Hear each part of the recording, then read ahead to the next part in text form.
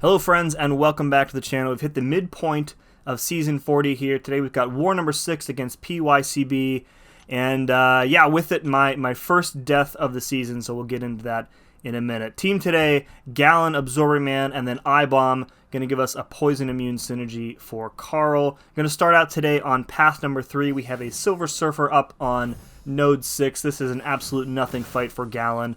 So this fight, if I recall correctly, I kind of intentionally played a little bit more slowly. Usually on this path in section 1 with Galan, you can basically just go as fast as you want because you're going to be ramping up so quickly from spaced armor that he reaches max mass very quickly, and then you can trigger the harvest and be dead. So Silver Surfer doesn't always have an armor up, which is one reason why this fight takes a little bit longer than normal. The other reason is that I really wanted to make an effort to finish this fight at a yellow bar. I didn't want to put any other potions into Galan because I pretty much assumed that I would need to pot up Galan later on in the path, and boy oh boy was I right about that. So to that end, we're playing a bit more slowly and carefully, baiting out these special ones rather than pushing him to SP2 if he's not cooperating immediately. The armor breaks, of course, are going to be healing us up via willpower, and then the regen when we trigger the harvest is going to top us off the last little bit here. So there we go, we trigger the harvest,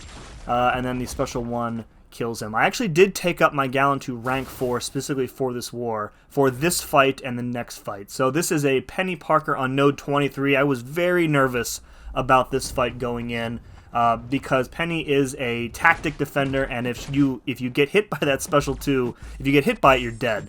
But if she hits it into your block, she gains so many flourish buffs that her combat power rate just goes bananas. So I'm trying to play as carefully as possible here. You can see I just did medium, light, medium into her auto block, and she didn't punish me, so I got super lucky.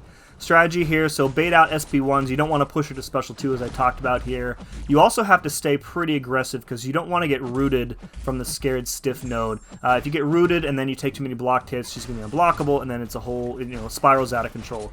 So right here, I'm going to try and heavy counter her special 1 to trigger the harvest, but scared stiff happens at that exact moment. Very poor timing. I'm able to block and she cooperates, and then I nail her with the harvest. So this was one of the reasons why I wanted Galan at rank 4. I knew that harvest wasn't going to kill her, but at rank 3 I would have had to spend additional time ramping him up again, and the longer you're in a fight like this, especially with Penny Parker, the more chance there is to die.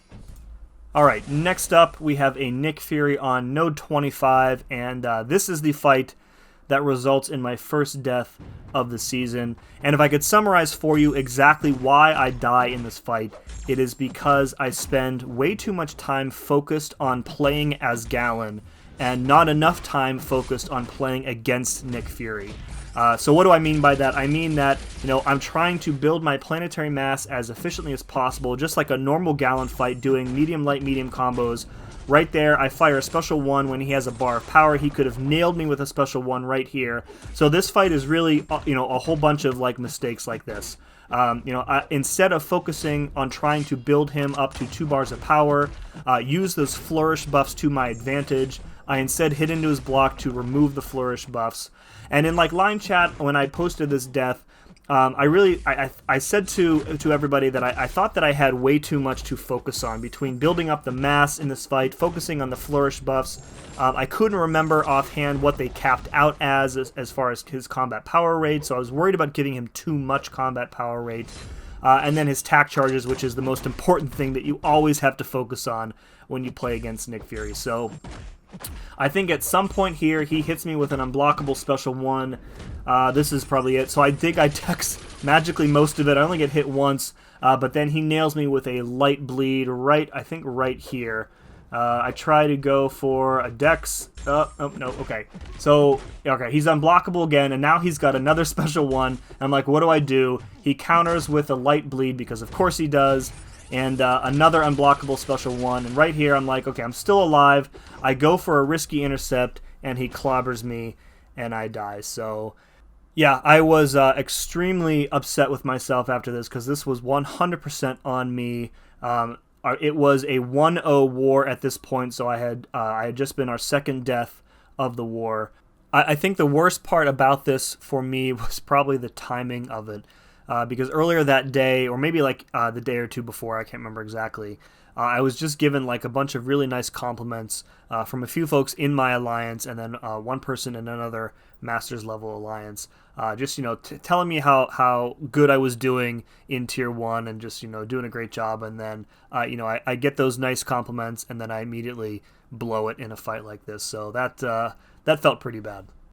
So once I had stopped feeling sorry for myself here, go back in, and this is kind of how you should play the fight correctly here. So kind of simplify things a bit.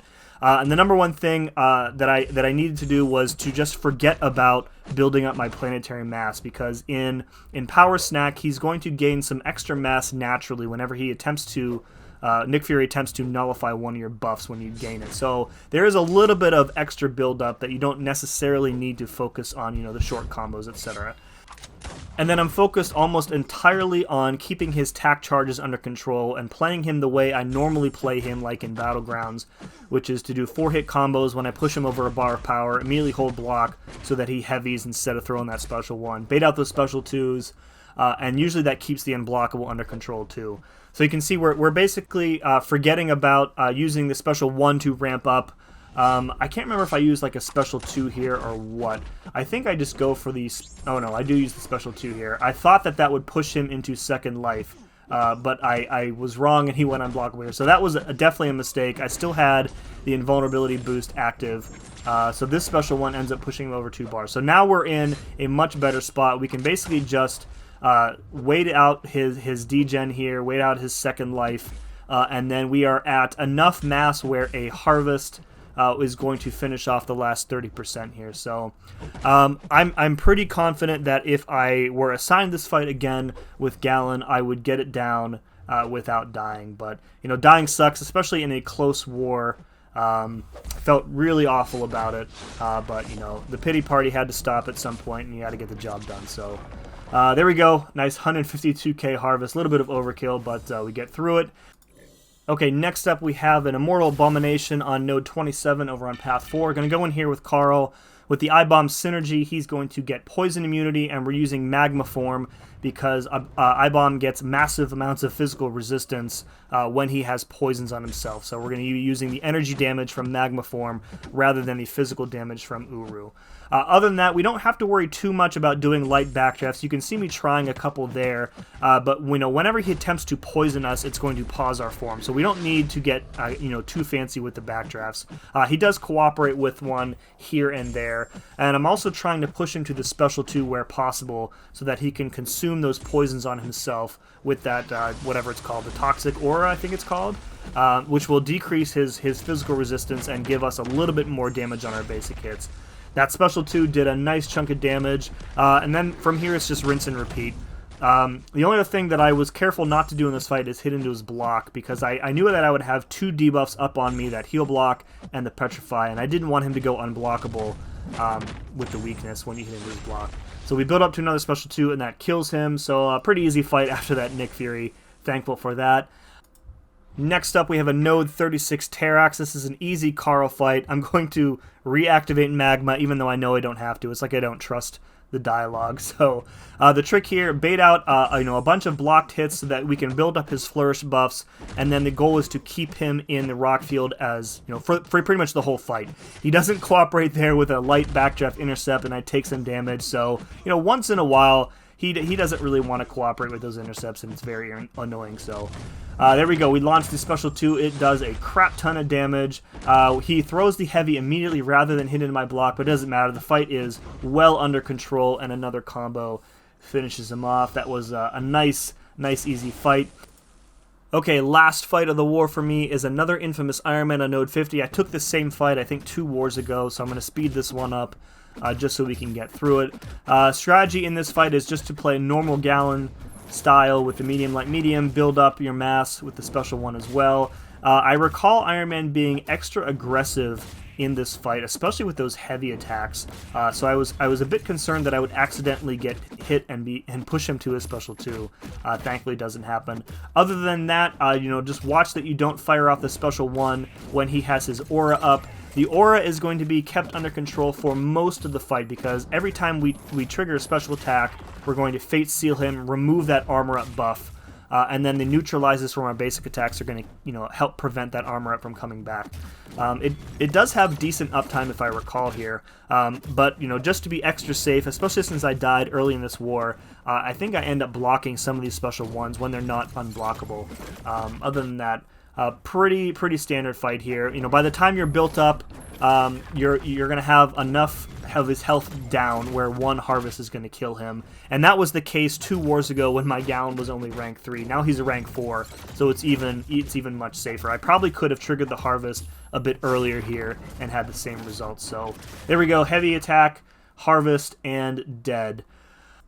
So we did go on to lose the war. I think we lost by 2 deaths, if my memory is correct. So yeah, dying in a war, in a close war, where we only lost by like 1 or 2, feels even worse than just dying in a regular war.